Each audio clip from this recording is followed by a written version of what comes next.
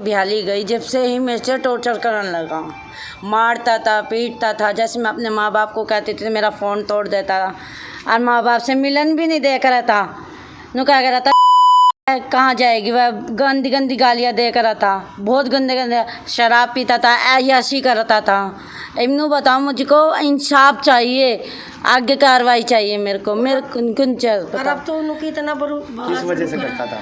यह हरदम करता था, ड्रिंक पीता था, मारता पीटता था। मैं अपने घर जाना चाहती तो घर नहीं जाने दे कर था, मार पीट के अलग कमरे में गेट दे कर था।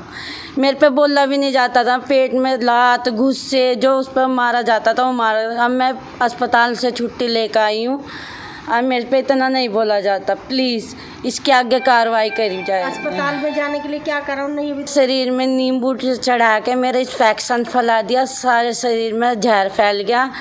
फिर डॉक्टरों ने जवाब दे दिया, बड़ी मुश्किल से, बहुत परेशानी हुई है मुझे। इंसाफ और कार्रवाई चाहिए। गया तुझे अस्पताल? हाँ जी, सब चीज़। अस्पताल में कौन लेके गया? मम्मी पापा ले गए थे मेरे को। क्या क्या डालता था बता दो। नींबू, फटकड़ी, शराब, ऐसी ऐसी चीज़ें डालता था, मैं बता भी नहीं सकती। बहुत गंदी गंदी चीज़ डालता था, मैं बहुत परेशान थी। क्या चाहते हैं आप? मेरे को इंसाफ चाहिए और उसके साथ खिलाफ चाहिए। मेरे पे बोला भी नहीं जाता, मेरा सारा पेट दुखता है, मुझे इंसाफ चाहिए कृपया। 14 साल हो गए मैं। 18 साल की ये लड़की थी जब मैंने हिंदू रीति रिवाज के अनुसार इसकी शादी करी थी। शादी करने वाले दिन से ही इन्होंने मेरी लड़की के ऊपर इतना अत्याचार करा। पहले जाते ही बैग करना, मतलब अत्याचार करना, दहेज ना लाना, मारना पीटना। इसने मुझे बताया, मैंने उनसे कहा तो इसके ऊपर मिट्टी का तेल छिड़क दिया कि तुझ में आग लगाएंगे लेकिन घर नहीं जाने देंगे। खैर चलो वो भी हो गया, समझौता हो गया, भेज दिया इन्होंने। कुछ दिन बाद फिर वही परेशान करना शुरू कर दिया। फिर मैंने किले थाने में इसकी रिपोर्ट दी तो ये समझौता करके वहाँ से भी वो लिख के पेपर पे साइन करवा के 5-7 जने ले गए। उसके बाद मिलना चिलना, फ़ोन फान सब चीज़ बंद कर दिए। इसी तरह होते होते कई साल बीत गए। लड़की के हम कई साल तक शक्ल भी नहीं देखते थे। अब आगे लड़की के साथ इन्होंने इतना गलत व्यवहार करा, इतना गलत टॉर्चर करा कि मेरी बच्ची ना लंबे लंबे सांस भर रही थी। पता नहीं इस लड़की ने कैसे कहाँ से मुझे ये कहा कि मम्मी खड़ी की खड़ी और बैठी की बैठी मुझे ले जा।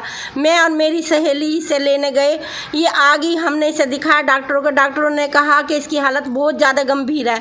हम इसका वहाँ से मेडिकल नहीं करवाने का हमारे पास टाइम था क्योंकि हमें लड़की बचानी थी। नीली हो गई थी, पूरे में जहर फैल चुका था।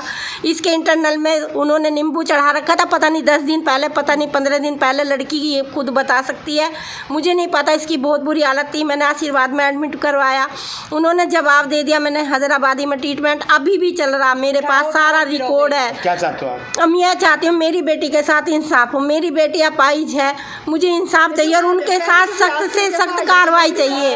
और ये चाहती हूँ कि सारी मीडिया वाले इकट्ठे होकर सारा मेरा साथ दें। और ये हरियाणा सरकार कहती है महिला सेल में, महिला थाने में लड़कियों की सुनवाई है, कोई सुनवाई नहीं है जी। मुझे पता है आज मुझे 15 दिन हो गए मेरे पास, मुझे अभी ये भी नहीं कि इनके साथ इतना लड़ाई इन्होंने मारने पीटने के बाद मैंने लिखित रूप में इनकी दरखास्त दी, कोई कार्रवाई नहीं हुई जी। मुझे कोई तसल्ली नहीं है। प्लीज़ मेरे जी को तसल्ली चाहिए और मेरी बेटी को इंसाफ चाहिए। जो शारीरिक और मानसिक प्रताड़ना के आरोप लगाए हैं, तो क्या पुलिस द्वारा कार्रवाई? महिला थाने में कंप्लेंट आई हुई है, उस पर FIR अभी दर्ज कर रहे हैं। जो इन्वेस्टिगेशन में आएगा कार्रवाई करेंगे।